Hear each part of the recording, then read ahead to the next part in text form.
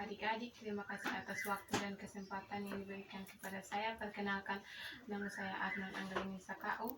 Dalam video kali ini saya akan menjelaskan tentang permainan tradisional. Saya akan menjelaskan pengertian dari permainan tradisional.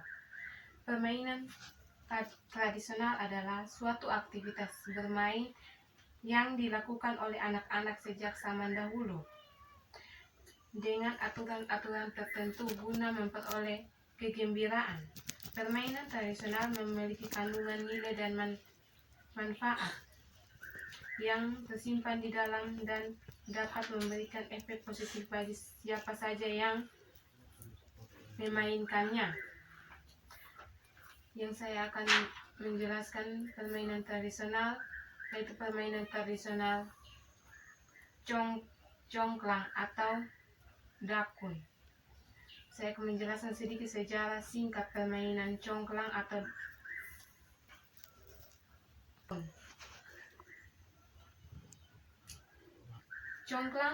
Congklak berasal dari Arab. Congklak diperkirakan masuk ke Asia sekitar 1640. Selain Indonesia, congklang juga menyebar ke Filipina dengan nama cungkaya, Sri Lanka dengan nama cangka, Semenanjung Melayu dengan nama congkak, dan Afrika dengan nama mankala.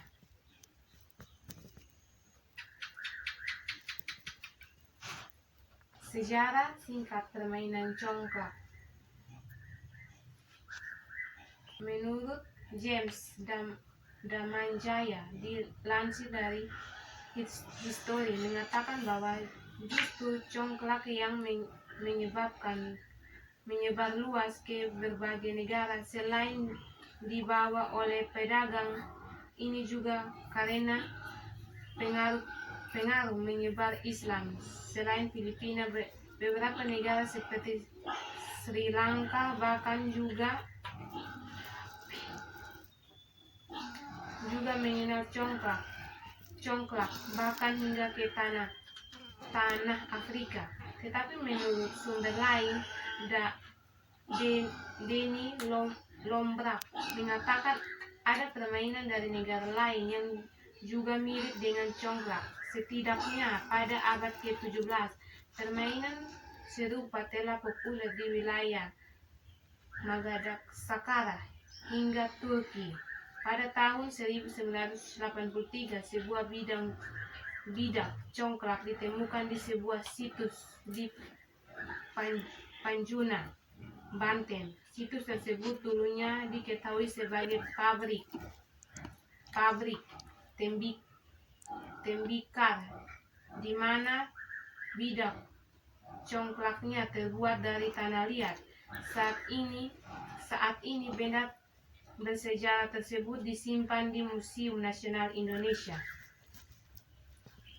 Istilah batu dakon bukan hanya digunakan untuk permainan dakon atau congklak saja, akan tetapi terdapat sebuah temuan dari zaman Megalitikum yang dinamai batu dakon.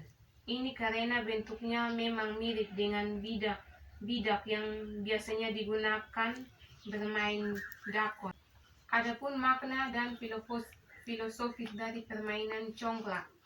Setiap permainan tradisional pasti mengandung makna-makna tertentu, tak terkecuali congklak.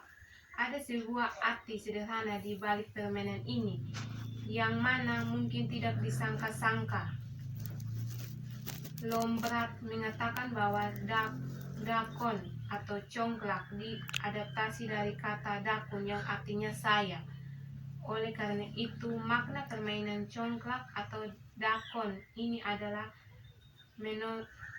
menonjolkan ego seseorang, di mana artinya permainan ini tidak memperlibatkan sisi kompetitif dari masing-masing pemainnya. Tujuannya hanya untuk saling menghibur satu sama lain atau diri sendiri. Cara bermain congklak.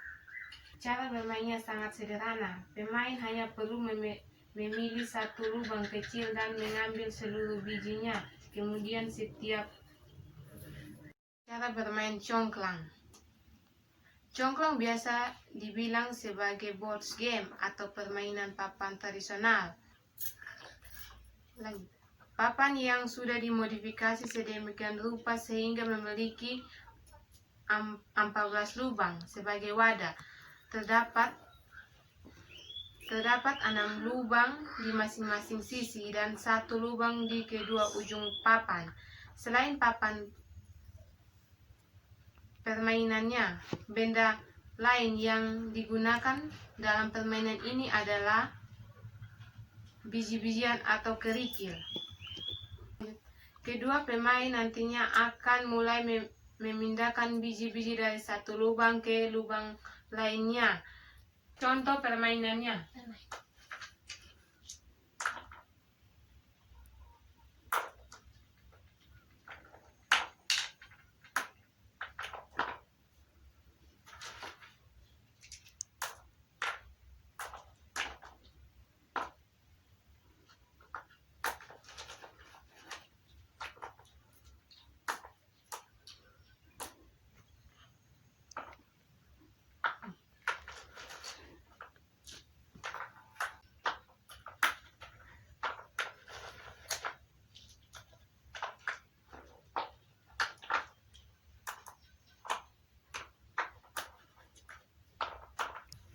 Manfaat dari bermain congklang.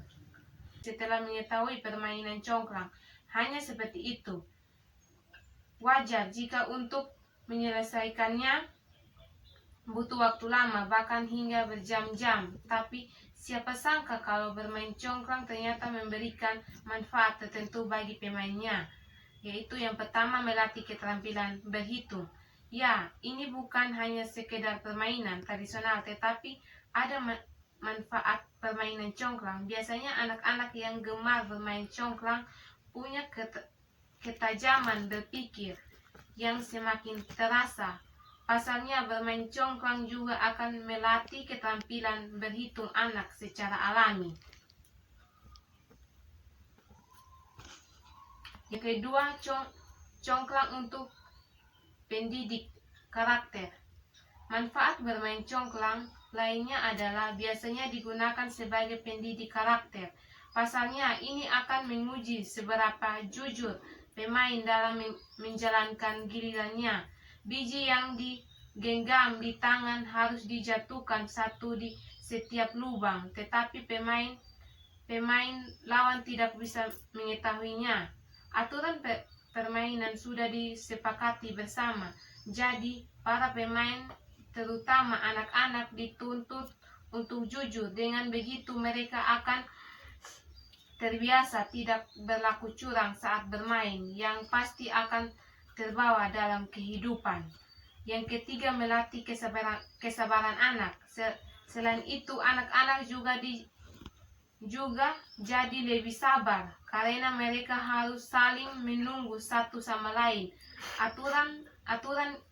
Aturannya adalah pada putaran pertama, kedua pemain akan berjalan secara beriringan, tetapi kemudian mereka harus berganti sampai pemain lawan terhenti.